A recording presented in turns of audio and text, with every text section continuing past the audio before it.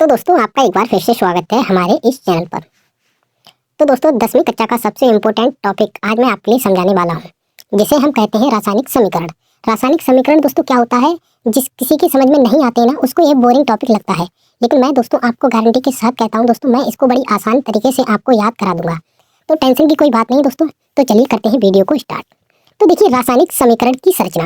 आपको रासायनिक समीकरण पढ़ने से पहले उसकी संरचना के बारे में जरूर पता होना चाहिए कि रासायनिक समीकरण किस तरीके से इसकी रचना होती है।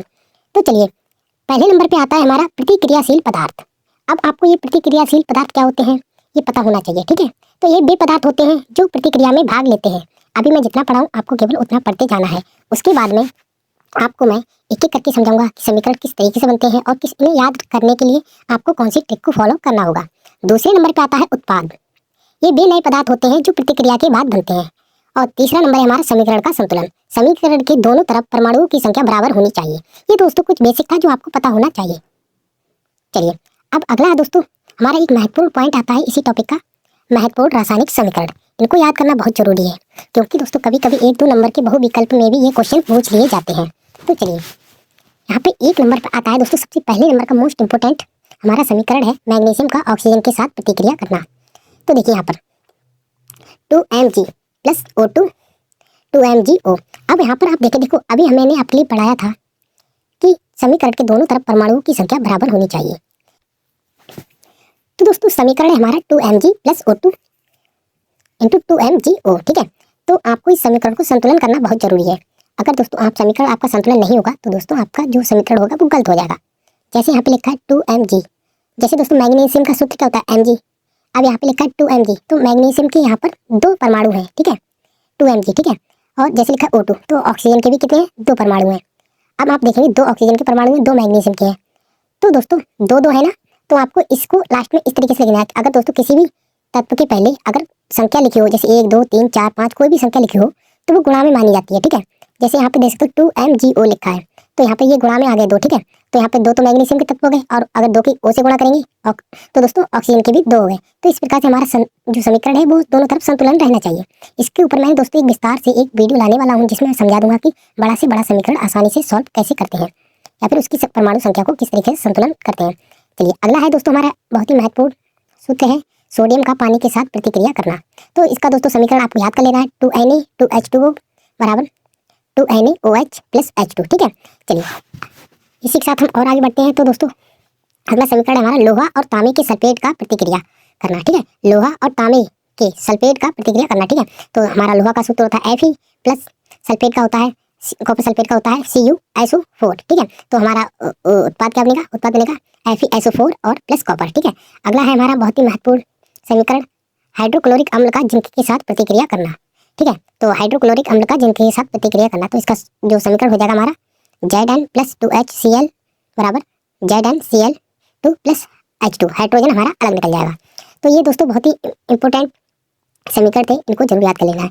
तो अब हम आपके लिए कुछ रासायनिक प्रक्रियाएं भी बताने वाले हैं, ठीक है। तो चलिए, पहले नंबर की हमारी प्रक्रिया होती है सहयोग प्रतिक्रिया।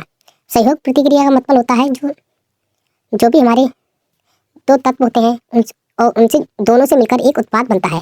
जैसे मान लीजिए A एक तत्व है प्लस B एक तत्व है, अब इन दोनों को मिला देंगे तो A भी एक उत्पाद बन जाएगा। तो इसको हम बोलेंगे सहयोग प्रतिक्रिया। अब तीसरा होता है अपघटन प्रतिक्रिया। अपघटन प्रतिक्रिया क्या होती है दोस्तों, सहयोग प्रतिक्रिया की अपोजिट होती है। जैसे दोस्तों कोई भी तत्व है A और B से बना हुआ कोई तत्व है दोस्तों, जब हम उसका अपघटन करेंगे तो दोस्तों A अलग हो जाएगा, B अलग हो जाएगा।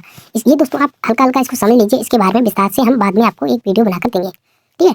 नेक्स्ट आता है हमारा विस्थापन प्रतिक्रिया। इसमें क्या होता है दोस्तों, जो तत्व होता है दोस्तों वो एक दूसरे से एक्सचेंज हो जाता है। जैसे A प्लस BC ये 2 तत्व हैं दोस्तों, अगर हम इनकी क्रिया कराते हैं तो दोस्तों यहाँ पर A के साथ C जुड़ जाता है और B अलग हो जाता है।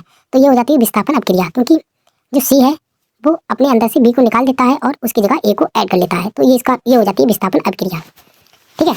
और नेक्स्ट आता है हमारा दोस्तों दोहरा विस्थापन प्रतिक्रिया। दोहरा विस्थापन प्रतिक्रिया क्या होती है दोस्तों, जो 2 तत्व होते हैं वो दोनों एक एक अपने तत्व को एक्सचेंज कर लेते हैं। जैसे A और B एक तत्व है, C और D एक तत्व है, ठीक है।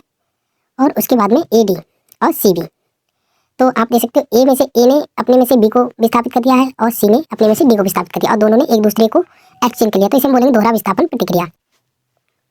तो दोस्तों नेक्स्ट प्रतिक्रिया है उत्प्रेरक प्रतिक्रिया। इसमें ऊर्जा उत्पन्न होती है। जैसे 2KClO3 ये MnO2 की उपस्थिति में ये प्रतिक्रिया होती है, जिससे उत्पाद बनता है दोस्तों 2KCl। जैसे दोस्तों पोटेशियम क्लोराइड है वो दोस्तों जो क्लोराइड है वो दोस्तों इसमें ऐड हो जाता है, ठीक है, और इसमें बनता है 3 ऑक्सीजन के परमाणु बनते हैं, ठीक है। तो इसका सूत्र आप याद कर लेना उत्प्रेरक प्रतिक्रिया का, ये बहुत ही इंपॉर्टेंट है दोस्तों, ये 1-2 नंबर में भी पूछा जा सकता है केवल सूत्र, ठीक है। 2KClO3 MnO2 की उपस्थिति में ये प्रतिक्रिया होती है, तो इससे बनता है 2KCl + 3O2, ठीक है। और नेक्स्ट आता है समीकरण संतुलन करने के नियम। ये दोस्तों आपको याद करना बहुत जरूरी है, ये इंपॉर्टेंट टॉपिक है हाई स्कूल के लिए, ठीक है। सबसे पहले उन तत्वों को संतुलन करें जो केवल एक बार प्रकट होते हैं, ठीक है। ऑक्सीजन और हाइड्रोजन को अंतिम में संतुलन करें। ऑक्सीजन और हाइड्रोजन को आपको जो भी समीकरण हल कर रहे हैं उसके लास्ट में ही हल करना है, ठीक है। गुणा करने के बाद आपको ये देख लेना है दोस्तों कि कोई भी तत्व की परमाणु संख्या कम ज़्यादा ना हो, ठीक है। तो ये कुछ इंपॉर्टेंट दोस्तों ट्रिक्स थी जो मैंने आपको बता दी है, इनको आपको जरूर से जरूर दोस्तों रिवीजन करना चाहिए और इनको याद कर लेना चाहिए। इससे आपको मैं कहता हूँ कि रासायनिक समीकरण से रिलेटेड कोई भी क्वेश्चन आएगा तो आप उसे आसानी से कर पाएंगे। तो चलिए दोस्तों इस वीडियो में इतना ही। अगर वीडियो अच्छी लगी है तो वीडियो को लाइक और चैनल को सब्सक्राइब जरूर कर दें।